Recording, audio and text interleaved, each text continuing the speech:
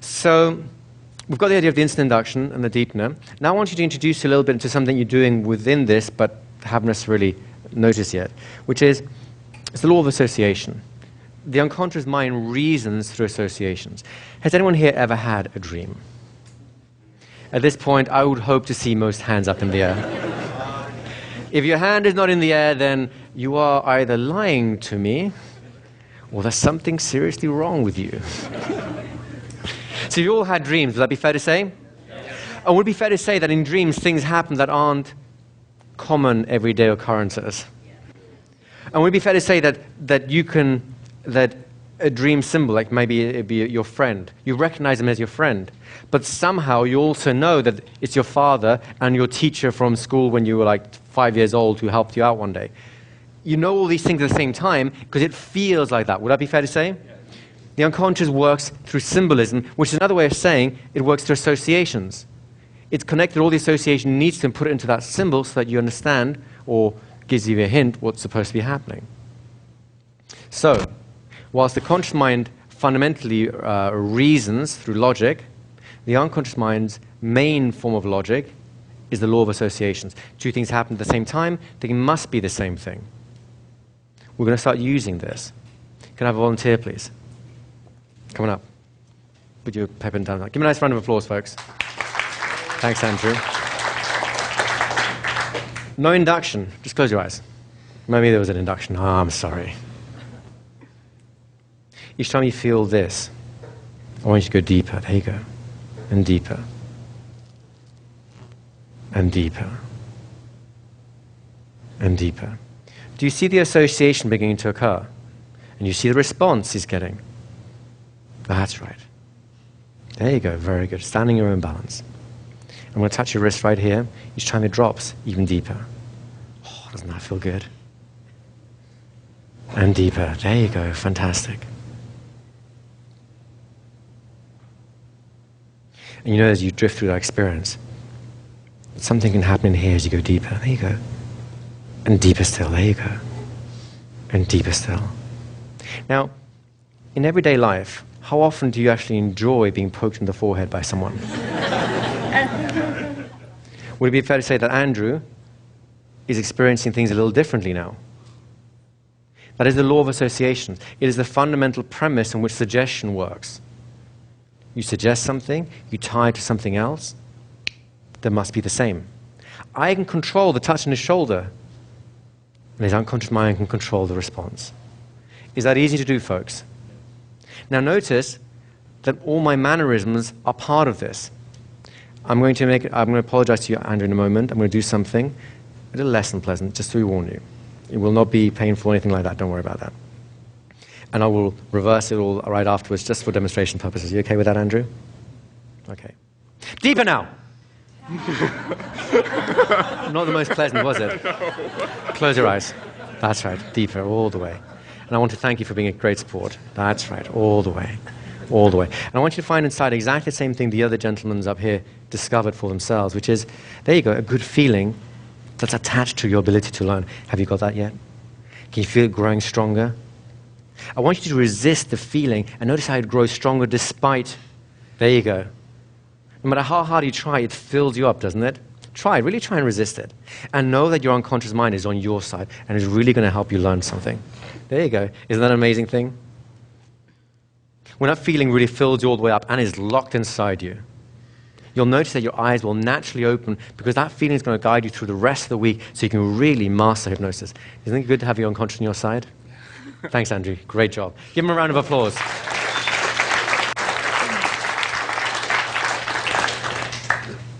So just because we're focusing on one principle, in this case the law of associations, does not mean that everything else goes out the window, does it? The voice should say, "Diga now," which is, of course, as good as, "Relax! Damn you! Or I'll give you something to get tense about." How well does that work? Because my voice is part of the associational track, isn't it? How many of you guys associate this voice with relaxing? Some people might, in which case it's the right voice to use. But it's not everyone. I'd say it's probably a very small minority of people. How many of you associate this kind of voice with a comforting, more relaxing voice? Right? So I'm still using the associations, I'm just putting them in the background as well as in the foreground. Does that kind of make sense to you guys? So the rule of thumb is go first, feel the feelings you want them to feel. If it's calm and relaxed, be calm and relaxed. If it's energized and enthusiastic, get energized and enthusiastic. That will change your voice qualities naturally, and they will respond to the associations of that sound. Meanwhile, of course, you're doing your deepening cycles, and you're just going to, all you're going to be focusing on this session is the induction, which is easy, right? I mean, we even skip the induction, and then, oh, it still works, damn it. But you're now going to use the deepening cycle by creating associations. And it doesn't matter what it is. We had 4 or 5 touches there. The wrist, dropping it down, touching the shoulder, tapping the forehead, maybe rotating the head, anything like that. Does that make sense? Can I borrow you one last time, Andrew? Is that okay? Come on up. Have a seat over here. Because we're using the law of associations and we know there are pre-existing associations, there are some associations which are useful for the idea of trance, right? Very good. You can close your eyes whenever you want to, it doesn't matter. But there are other associations which you don't want them to be triggering. Does that make sense? So please, keep the kind of touches, the kind of things that you use in the level of, you know, the normal social responsibility. I would rather not have the police come here to arrest anyone for inappropriate sort of touching. Okay? So, shoulders good. Head can be good. If there's lots of gel on there, you may want to relax a little bit because you might be concerned about that, right? You can touch the forehead, you can touch the wrist, you can touch the knee. But notice there's a big difference between this. Once again, I apologize to you, Andrew, I'll remove this very shortly. And this. Big difference, isn't there? It's not in the touch. It's in our culture. Does that make sense? So stick within what is respectable and allowed within our culture because you want to use all the associations that are allowed. There are some cultures that are very body shy, in which case you may not want to do any of the touching. Or you may want to do it on purpose because of that. It really depends on what you're trying to achieve. Do not overcomplicate things too much. Does the law of association make sense to you folks? You're doing great. Come on back whenever you're ready. Say again?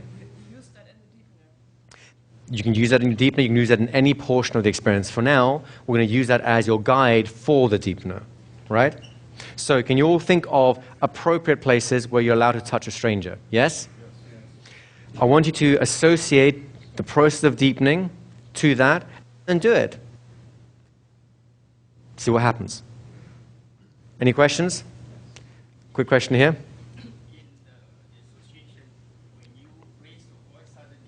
Mm-hmm.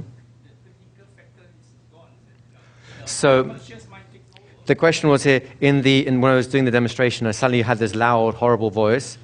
So wouldn't that trigger the startle reflex and then so on? You're absolutely right. You would have that. But we've already done that process. The problem, the danger I have is, remember, the startle reflex triggers the amygdala. And the amygdala, its job is to look for danger. When your eyes are closed like this and someone goes, ah! What do you think the amygdala will make of that? The danger is there. You do not want danger present because danger means whoever that person is, wherever that source is not safe for me. You've reached the bond of trust. They may still be in a trance. It's just a trance which hates you. And it can happen. So that's why I want to have things which aren't going to trigger that.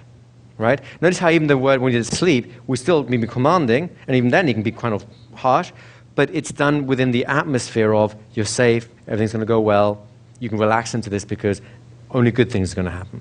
Does that answer your question? And there's another quick question here. What if you can't get hypnotized? We'll come on to that. Can you breathe? Yes. Do you sleep at nights? Yes. Then you can be hypnotized.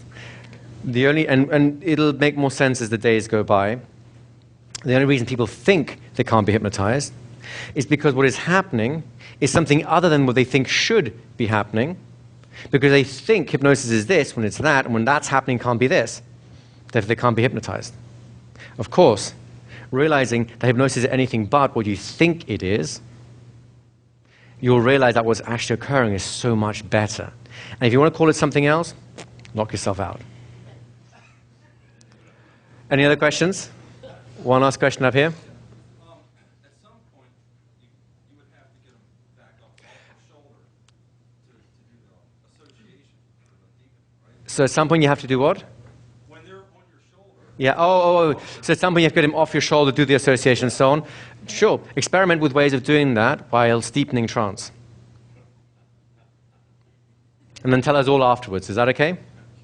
All right, folks, time for an exercise. Everyone please move all the chairs right off the sides. Going to use all the space in the middle. Thank you very much, Andrew. Give him a round of applause, folks. Thank you again. Everyone feeling good? Yes. Yes. Anyone here? All right, who's feeling good? Yes. Much better. Who's a master hypnotist? Yes. Okay, that's the response I'd like to see. So, what is the first thing you've done in all the induction process so far? What is the very first thing you started with? Absolutely, we're going to test for compliance, right? What do you do right after you have compliance?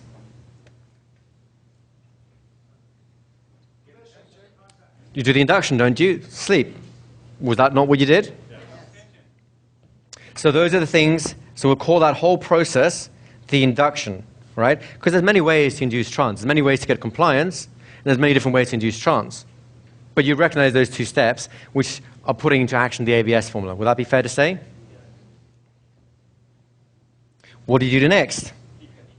That's exactly right. You started deepening things, did we not? Now, at first, we just did deepening things with your voice. That's right, a little more and so on. Now we're going to start associating things to it, the touches and maybe your voice or different words and so on. It doesn't really matter. You can be as creative as you like. Okay? So now we're deepening. So those are three core things that we've been doing so far. Would that be fair to say? And at some point, at the end of all this thing, let's go this, at some point, we bring them back in whatever way you choose to. We can talk more about that as we go along. All easy so far, right?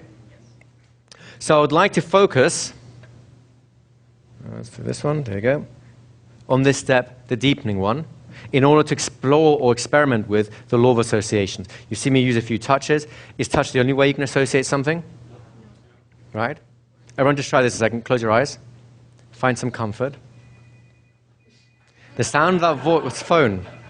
Just notice the sound of that phone and how much more comfortable you can feel. Each ring taking you a little more comfortable. And what was once disturbing is actually quite pleasant. Is it not? Whenever you bring yourself back, and someone bring them that phone, because I do really want to answer it. Is that your phone? Oh, I was going to say, is it still ringing? Bring it out. Bring it this way. Come to me. Oh, you are so lucky. Oh, you are so lucky.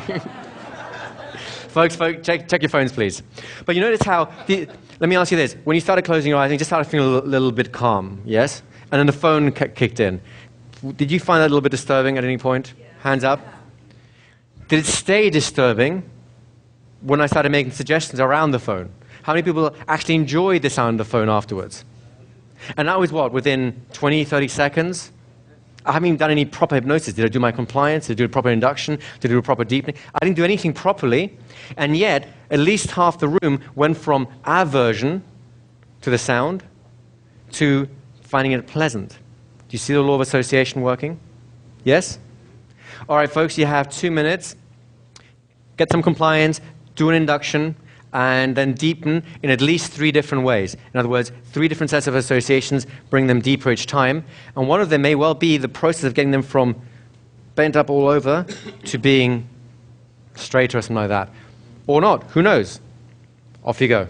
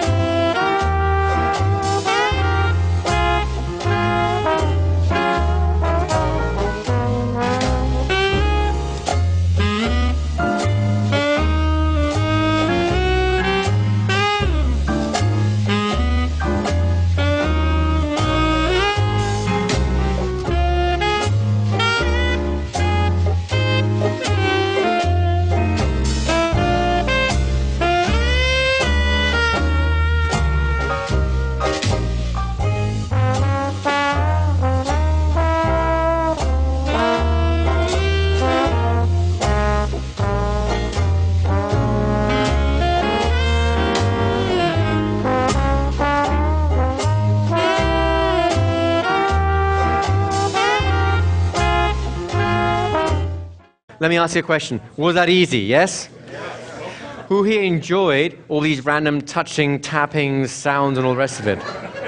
Right? Isn't that weird? You sit in a restaurant, people go, whoo, whoo, ah.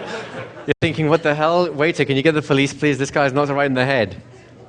In hypnosis, you're creating a new kind of reality. It's a special reality in which things are allowed to exist that are not normally allowed to exist in your day-to-day reality. Does that make sense? It's kind of like that holodeck in Star Trek where things that normally are not.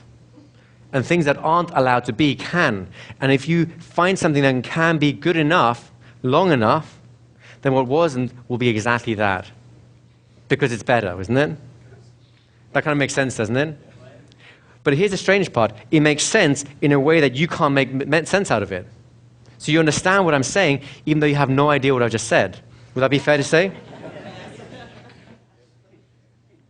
So some part of you must be learning something, knowing something that the rest of you hasn't caught up to yet.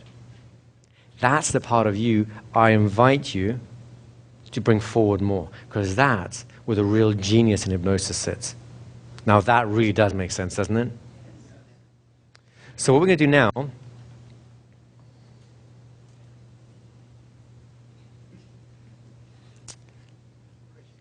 go ahead, it's a quick question. How do you know that you don't know? I don't know.